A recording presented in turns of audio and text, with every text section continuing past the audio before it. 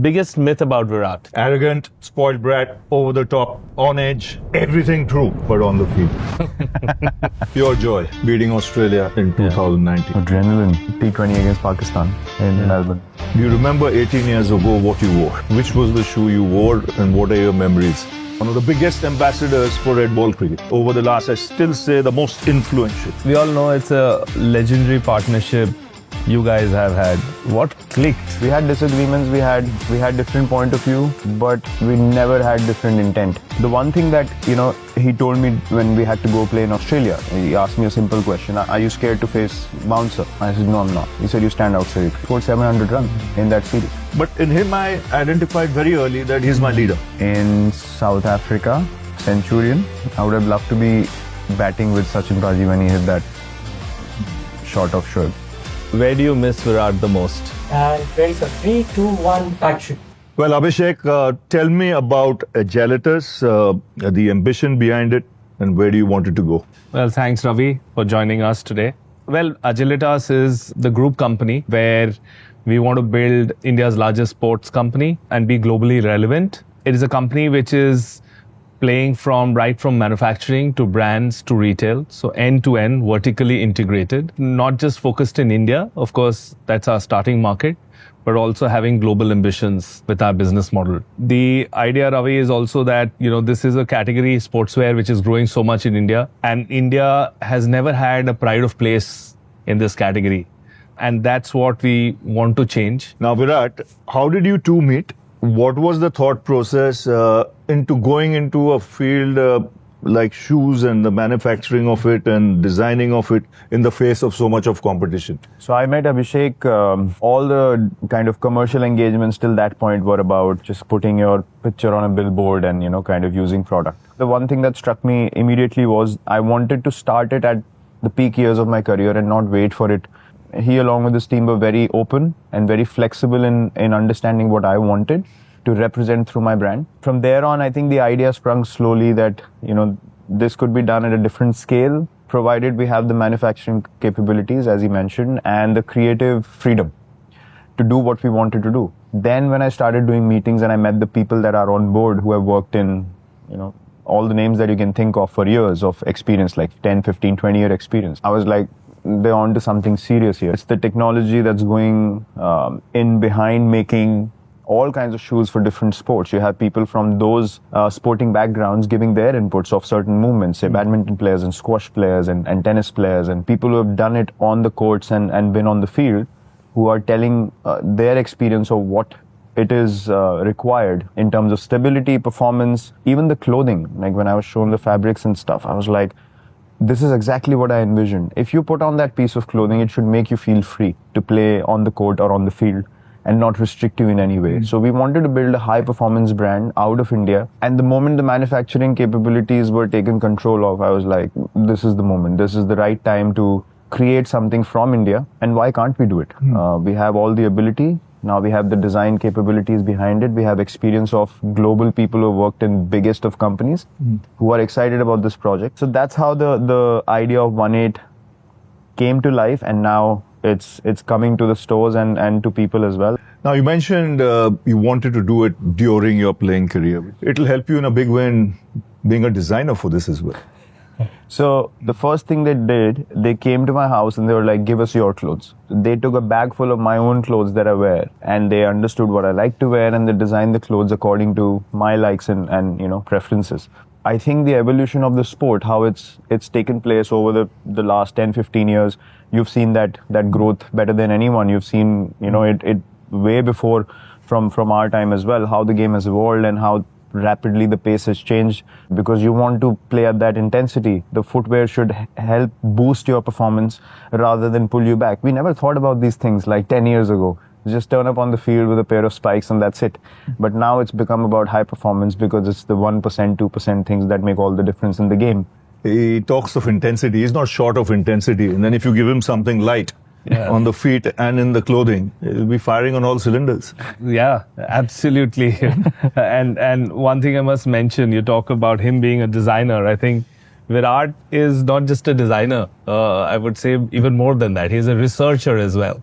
So he is tracking the space as much as anybody else, continuously keeping the team on the toes. Like, he comes up with ideas which is probably a bit ahead of time, and which is what we want to do. And then, of course, the process, along with the Agilitas team working on closely on the design, some of the products, he's wearing, you're wearing, I'm wearing, is to get into the little detail. So I think that's very interesting. The other thing which is very interesting that we have been able to build is have the highest standards of quality and execution, but with speed, because the world has become such that things keep changing. The old times, right from design to time to market, were pretty long. And that's what we are completely disrupting. As Abhishek said, the ability to manufacture and put something on the shelf without having to take 10, 15 approvals and take 6 to 8 months for it to get on the stores is the biggest game changer. Because today, if we say, okay, this is what we need to change, I have the prototype with me in 2 weeks, and it's wow, this is happening at a pace which I haven't seen before. So that for us is a huge advantage. Now the launch coming up. Talk us through what are the products that are going to come out. Yeah, I think again, our approach to launching the brand is a bit different from how other brands have done it. Not for the sake of being different, but we believe that's the best way to do it. We have identified the first lot of products that we want to launch. This would mean one cricket shoe, which is absolutely a functional, high-performance product. I think Virat is in the best position to explain that on how that came up and how many times it has been iterated. And then there are certain products which are on the lifestyle, on the street side, and then there is athleisure apparel. When we talk sport, when we talk equipment, it's always about bats, helmets, gloves. People forget footwear. If you're not wearing the right pair of shoes or it's a little heavier, can become difficult. Yep. Running between the wickets, which is, such an integral part of the white ball format of the game in particular, there's a big difference in that as well. Everyone is trying to get around evolving the cricket shoe, because back in the old days, there used to be those hand-stitched custom shoes with 15, 20 spikes on it, and I saw those fast bowlers wear it, and there used to be heavy shoes back in the day. Then the evolution of shoes, even at the time that I started playing, the effort was to make the shoes lighter and more functional, more stable, because the intensity and the pace was increasing. So from then to now, it's a totally different ball game. I mean, you give a guy a shoe today which is even 15, 20 grams heavier, and he gets to know immediately as he runs, because he needs to get to that ball at a certain pace, and he knows something's restricting him, and they get to know immediately, because the game's so fast, that ball's going to go away from you if you're not light on your feet and the equipment is not helping you. So the evolution has been crazy. The ventilation that your feet should get playing all day long, if your feet are overheated, you sweat too much, you end up getting blisters by the evening, and you can't run. The heaviness of the shoe, how light it can keep you on your feet the whole day. Virat had once told me that, when he was a young boy and he always wanted to build his own shoe, he used to look up to some of the shoes that he had seen, and one day he wanted that shoe. And I think I'm really, really happy that, we could finally make that happen. That's the satisfaction which is beyond the business, that delivering a top athlete like him, his dream come true on having his own shoe, which is literally designed, developed, prototyped by him at every stage. That's the thing. The other thing is that I've always thought is that basketball influences culture and have street products. Football has street products. Tennis has street products. I always wondered that this is one game which has so much of rich heritage, so much of tradition. This never led to something that one can own as a part of the street. And then we kept thinking about it, and I said that, there is so much this game has evolved from the times, and there is modern intensity, there is athleticism, the temperature has risen on in this sport, but there is still, you guys would know this much better than I would, that there are certain feelings about the game, and the certain things are still the same. The seam of the cricket ball, the bails, the wicket. Why not this becomes our inspiration to create our street shoe. Thought of any name? So we were calling this shoe, which Virat's wearing, which is inspired by the white ball, and this is inspired by the red ball, with the stitches of the cricket ball. It's called the Seam 18. Fancy. That's good. So it's the Seam 18, which is one of our first shoes to launch. And I'm very, very excited about this, that this will not just be a give back to the game in a lot of ways, but this will also become a sense of style, a sense of building a culture which cricket, deserves in lot many ways. See that we over there, we've worn it all our lives in our sweaters. We've never known what that stands for, but now people will, immediately add 1+1 and says V for Virat. A lot of people who are not connected to the heritage of the game are also watching it now. Like there are very new fans who like to dress up, who like being stylish, but you can't walk around in a jersey all day, right? So how do those people who find cricket cool now get access to something which they can wear, which has a part of cricket? And without having the knowledge of the heritage of the game, they have a part of cricket with them. But it's also cool. And you're not shying away from wearing that piece of clothing. Like a basketball, inspired jersey or a football inspired jersey. I'm talking about fashion. Yeah. Like, why can't we have fashion with cricket in India? It's the biggest sport that we have. The following is massive, but people still hesitate in wearing something related to cricket because they feel like it's too traditional. But how do we make it cool along with keeping the tradition in place? It's more than 4 decades for you seeing the game change. Just take us through how you feel this journey has been and how you saw cricket evolve. See, there's always something that happens every decade. When I started, it was whites. It was fast bowling was just about to, take off with Lilly and Thompson. It was the time for spin with our own champions bowling the way they did, in the 70s. But then came Packer. And you needed someone to shake the sport, catch it and literally shake it. That's the injection the game needed. And he did that. Then came colored clothing. It was called pajama cricket, but it caught everyone's imagination. Then came floodlights. Then came the white ball. It captured everyone's imagination. And then right through that era, the game started getting better. Then came the West Indies. They were professional, they were fit, they had a vision on how to be the best for a decade and a half, 2 decades. And the fast bowlers came to the scene, a brand of cricket that they played with their batting, with the likes of Viv Richards leading the way, Gordon Greenwich in there. The standard of fielding. And what would surprise everyone was their level of fitness. They hardly got injured and they smashed everyone. Then came the Australians. They dominated for almost a decade and a half. Then came T20 cricket. Then came the IPL. So the game has evolved and I've seen it happening in front of my eyes. But then came an era like the West Indies with India dominating red ball cricket, which was unheard of. Especially, yes, Kings at home, but to go outside and play the way they did was fantastic.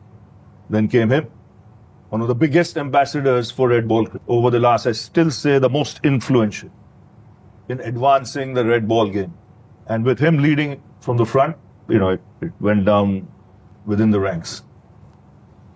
So Virat, if you have to look back on times before you, what are elements of cricket that you think that you wish they continued? Growing up, firstly, I feel very grateful that I grew up in a time where wanting to play Test cricket for India was the most important thing. Because what you had heard from your coaches and the players that you had observed, just giving you a small example, how we looked up to players, just walking through Firozshah Kotla Stadium back then to Ground B and looking at the Ranji Trophy team practice on the main field, we used to feel like there's some superheroes practicing there. Like the intensity, the level of professionalism, their skill sets, we used to be in awe. And we used to just feel like if we get to this stage, that's going to be the biggest achievement for us as like 11, 12-year-olds. One thing that I think that should have been in place throughout is good quality, hard-fought Test cricket. Test cricket that tests you over a period of 4 or 5 days and then you get the result. I just hope that the essence of why people start playing the game, that always stays intact. The love for the game should not fade away because of the perks that we have around today. It's very easy to get distracted. Yeah. Like for me to be involved 4.5 decades, I've not missed a beat. And the game, it's a great game. It gives you that new thing happen. You suddenly get a phenomenal bowler who'll burst onto the scene. Say like a Jasprit. With that kind of action comes, out of the blue. You need those personalities. You had a Bradman, in the 30s who suddenly, took the sport to another level. Before that was W.G. Grace. Then you had Richards, Tendulkar. So you get Virat comes in, So you need those kind of players to, sustain the interest in the game. And, it happens. We all know it's a legendary partnership. What clicked between? I think I had met him a few times before we actually started working together in the team, and he came into the 2014 England tour before the white ball series started, after the test series, because we needed a bit of taking control of the ship, kind of redirecting in a way that the system is set, because he had done that before in Indian cricket. So he knew how to get the players on the same page and how to align everyone. And there was obviously a massive respect factor as well within the change room. When he walks in, you know that he's done the yards. So he knew what he was saying, and you could feel it. The first, to catch my attention, he actually knocked me into catching his attention. The first time he came and spoke in the change room, we were of course down. I had a horrible series in England in 2014, and I was down. And when he started talking, I literally shook. I was like, I never heard someone give out that intensity of voice before, like in a face-to-face capacity. I was like, whoa. And then he really caught my attention in the way that he was talking. And then of course, he was very honest, very upfront in what he saw in me, what he wanted me to do as a player to become better, because I just had a very difficult time in England. So he already was thinking of ideas to give me. And that really stood out. I was like, he's observing. Like, he knows exactly what's going on. He's not just randomly giving me tips. He actually wants me to get better. And then over the course of us working together, the one thing that really stood out for me was how open and how eager he was to evolve with different generation of players. He was as comfortable with the MS as he was with the Kuldeep and Chahal.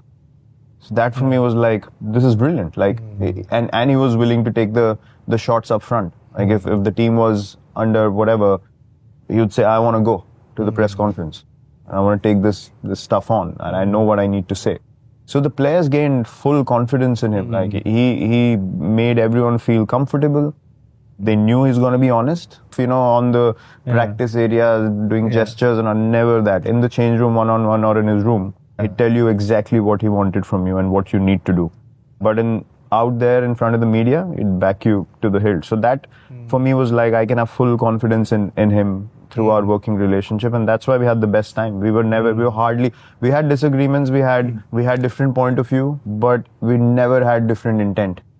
The goal was India winning, Indian cricket at the top. His ways succeeded a lot of the time, my ways succeeded a lot of the time. Sometimes we disagreed on few things. If it didn't work out, we took accountability. But we also realized over a course of time that different ways of getting to the same place also work.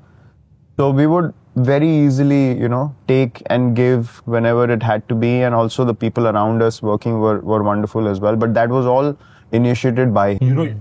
You got to be flexible. You got to be able to disagree at times. Because then there's lateral thinking. Otherwise, everyone's moving, in one direction. You got to be able to respect someone's opinion, even if he's thinking out of the box. I love it because that's different, and if it works, fantastic. I identified very early that he's my leader. Very early. Moment MS finishes, he's the next. Communication is the key. Man management is the key. We played fearless cricket. There was no word I, it was we. We played fearless, and people were not scared of failure after a while. Because you've got to learn that failure is part of life. There is not one person who has not failed. Bradman failed every 3 innings, but still averaged 99. So did Tendulkar. The ability to pick up from failure and just spring back, right? Because you are going to fail every other day. Like, I think that is so incredible from sports. It teaches you so much for life. Yeah. When you fail, you ask the question why. When you ask that question, you get the answers. Okay, this, and this. So unless you fail, you won't ask the question. Why did this happen? That's when you get to know the details that need to be taken care of for you to succeed the next time. And that's where the awareness comes in. We always speak about evolving and, understanding how to keep progressing. So between me and him, I will mention two incidents. When he came in, I had those failures in England in Test cricket, and I was quite sensitive about it. So he didn't push me immediately. He knew to find a space and to first build a relationship. So I think over a course of the next 2.5 months, played a lot of white ball cricket, played in England, played in India. And the one thing that, he told me when we had to go play in Australia, he asked me a simple question. Are you scared to face the bouncer? I said, no, I'm not. He said, you stand outside your crease. And for me, if I was in a place where I just wanted to protect what I know, I would have been finished. So the fact that he straight away said this to me, and I was willing to say, you know what, I'm going to do it. If that makes me perform better, I'm going to do it.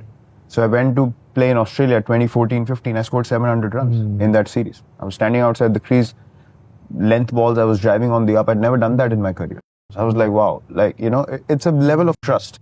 And the other incident, we're playing in 21, Nottingham, first test, day one, first session. So we chose to bowl. It was damp wicket, green. And within the first hour, the seamers were bowling well, but they couldn't really, get the breakthrough. 45 minutes. So he sends in a message saying, get on Ash. It's damp. I said, we'll see. Then another one in 15, after drinks, get on Ash. It's damp. The second time I said, please tell him, Ash is not bowling this session. It's fine.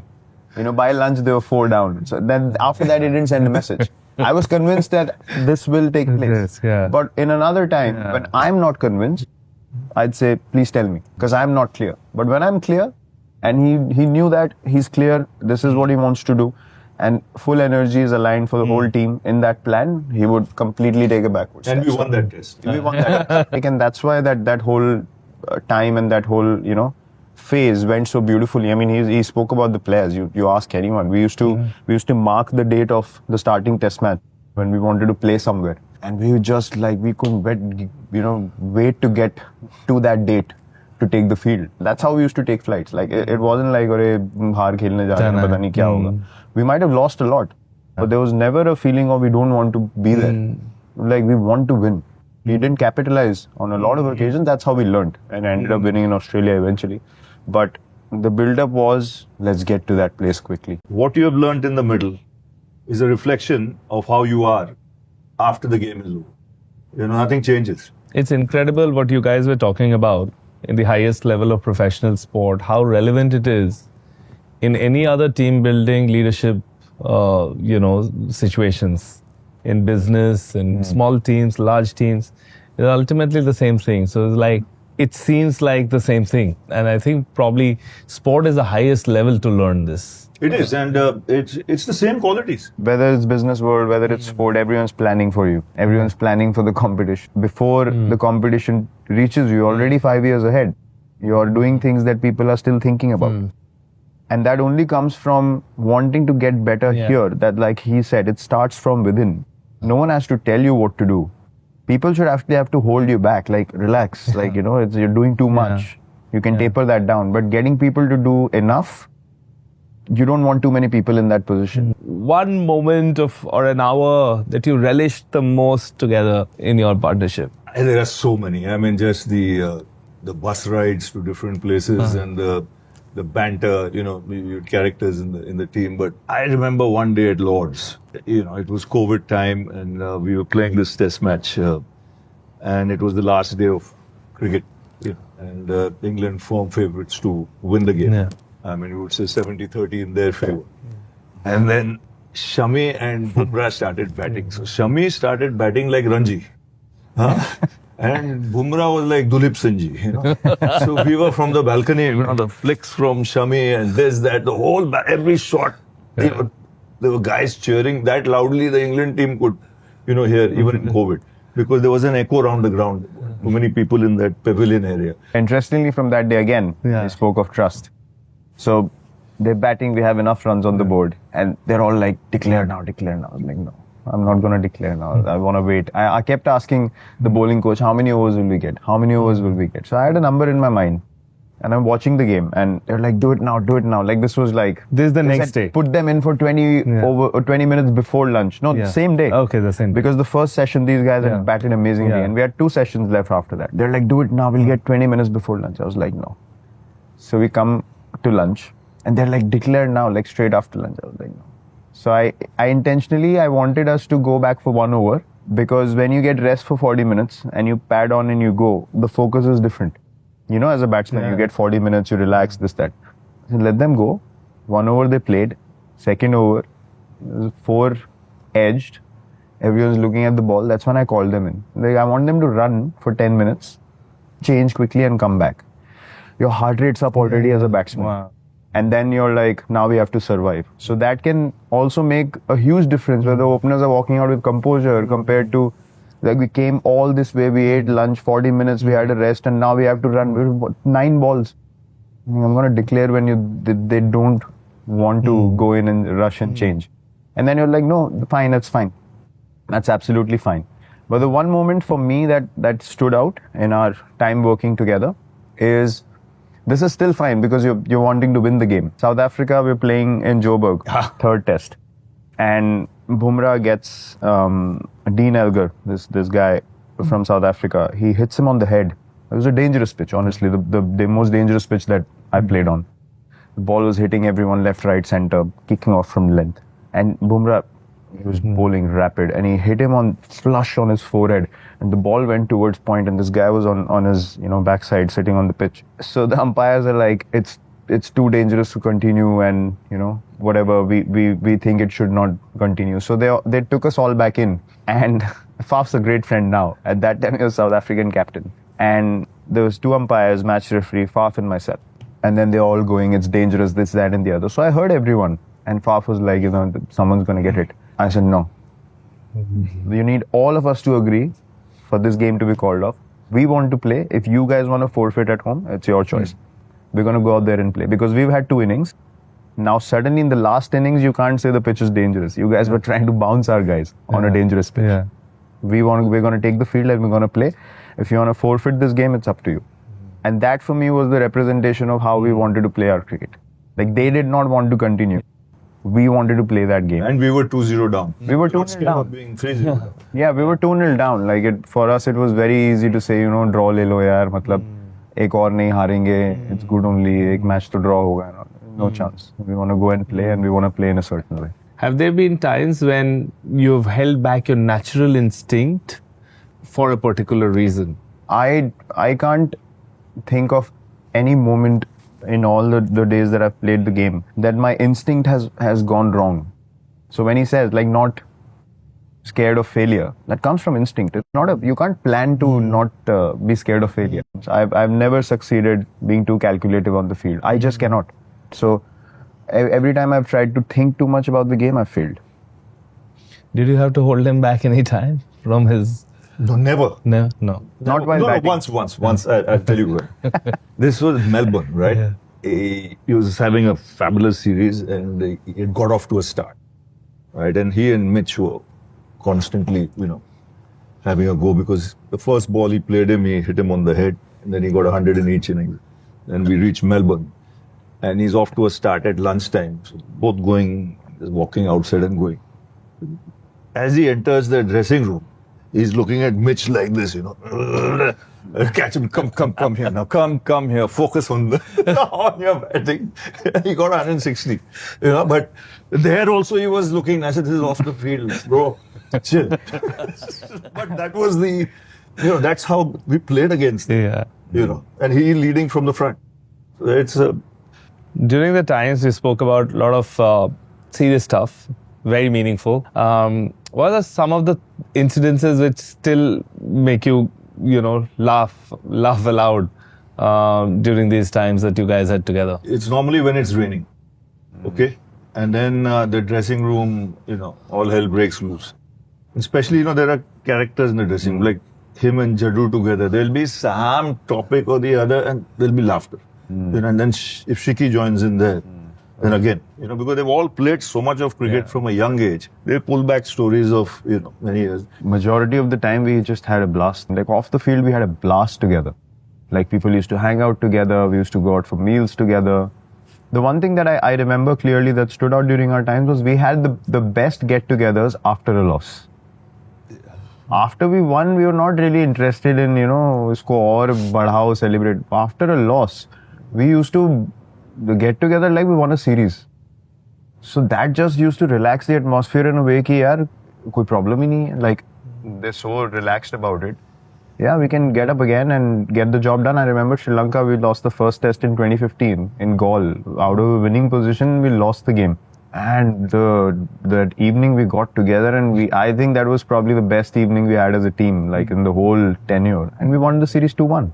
Okay, we'll do this. There are certain balls and one word is written on it. So you pick it up. And one thing that you remember from the red ball time or the white ball time from this, it can be your coaching time, it can be your playing days. And for you, of course, your playing days. And let's see which anecdote or what does it remind you? Okay. Who goes You first? go first. Pure joy beating Australia in 2019. The first team to beat them in Asian team to win in 71 years. Which till today it's the only Asian team to beat them. And pure joy. Yep. Give back. Yeah. I won't talk individually, but again, that Lord's game was a time that I saw everyone riled up. From a Shami to a Bumrah to Ishant, and everyone was like in on it. That was one day where in all my days of leading the team, I felt like I had to say nothing to no one. Everyone, like even Pujara was on it. That was the intensity of that day. So I'd always fondly remember that day of giving back as a team. Opportunity, the 21 series. It was lockdown, and I always remember telling the boys, in adversity comes an opportunity. And by the end of the tour, we realized that opportunity. It's phenomenal. Bittersweet. In 2022, in that Asia Cup, was the time I got my 100 after 2 years. I'd taken a month and a half off. It's not a good feeling. You're not playing well and you decide to, because your mind is telling you do more, try more. And then it makes you feel bad immediately. But then you come back and then you start playing freely. And you're feeling all relaxed in your body. So you can go back to that moment where you decided to step away, but then the accumulation of what it means, how you refocus, and you're playing the way you want to, it's kind of a bittersweet phase for me in my career. Nostalgia, all pointing to Australia. I think nostalgia will be for me some of the toughest cricket test matches. Johannesburg, and then of course Lords. Again Australia, winning that first. But the first one is the big one. To beat them first time around there, that's nostalgic, especially when it happens in special places. Last one. Adrenaline. I'd say where I went into ultra instinct mode was T20 against Pakistan in Melbourne. I had never experienced adrenaline like that in my career, since or before. I've had many games where, we won matches from situations where even Mohali against Australia, it was tough, but you kind of knew what you wanted to do and how you want. This was like, it elevated me to a place where I had never experienced something like that. And that's the only time I felt the emotions, the feelings of everyone in the stadium was at the same level. The players, us playing out there, and the crowd, people watching, they were all at the same level of tension and that adrenaline after, which I haven't experienced before. There are a lot of people who can be disconnected, not at the same level. That you could feel it, like that force of energy was something completely different on that night. Perfect. Thank you. And I am now going to round this off. Okay. With questions to you back to back, 6 seconds for answers, whatever comes to your mind. I'll start with you. Yep. Yeah. Okay. Biggest myth about Virat? Arrogant, spoiled brat, over the top, on edge, everything true, but on the field.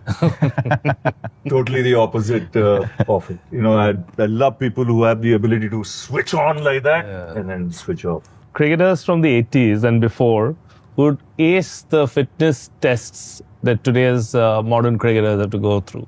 He'll be on par with Viv and him. You know, it brings, when I played so much with Richards, and when I see Virat, you know, I think of Richards because he had that kind of intensity on the field. When he was leading, when he was a player, inflict a run out from somewhere, take a brilliant catch, you know, in the face of the opposition. He's everywhere in the field. He's like a live wire. Very similar. And then played, when they batted with that kind of intensity. You know, looking the bowler in the eye and taking them on. To you, Virat, funniest fan moment? There was passed away now, a very renowned Sri Lankan fan named Percy. And he used to come and dance at the stadiums and very iconic. So he was dancing around the change room. We had a little bit of a break and Ajinkya was vice captain. So Ajinkya was dancing with him and Percy went to kiss him. And there's a video of it on the internet. We were on the floor, like Percy was going for it and Jinx was like, oh, this is way too much. You know, Jinx was dancing. So he went for it and then Percy went for Jinx. So that for me was the standout funniest fan moment. Okay. Most fashionable cricketers from different generations. Ravi bhai was quite fashionable. I wasn't shy. Which cricketing moment that you were not a part of from history or current that you wish you were a part of? It's quite a difficult one to answer. I'd probably say 2003 World Cup in South Africa, Centurion. I would have loved to be batting with Sachin Paji when he hit that shot of Shoaib. And the way he batted that day. That really knocked me into the reality of, whoa, this is the level I want to get to. But I would love to be on the non-striker side. Ravi, you've said a lot and thank you so much. Pleasure. It has been very, very interesting. I will let you go with one question. Where do you miss Virat the most today? Oh, the dressing room, man. It was pure joy, you know, just, seeing the way he led the team, the way he batted, especially the ones in tough conditions, the one at Centurion, the one in Melbourne, 200s that he got. And a lot of people think it's just seeing him bat. For me, the energy he brought onto the ground, you know, literally lifted the team. You know, that energy kept everyone on their toes. It was infectious. That's what he was. Working with him was the most enjoyable time that I had as a cricketer. He brought in honesty, integrity, and a vision which was unwavering.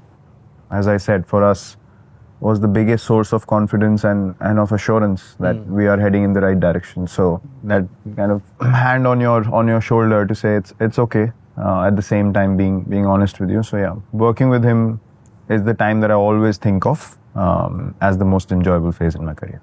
Thank you, gentlemen. Thank you It has very been much. an absolute pleasure to have you guys. Thank you. And good luck. Thank you. 1-8, Thank you. where you saw heights Thank like you. not seen before. Thank you Thank very you. much. Cheers. Thank you.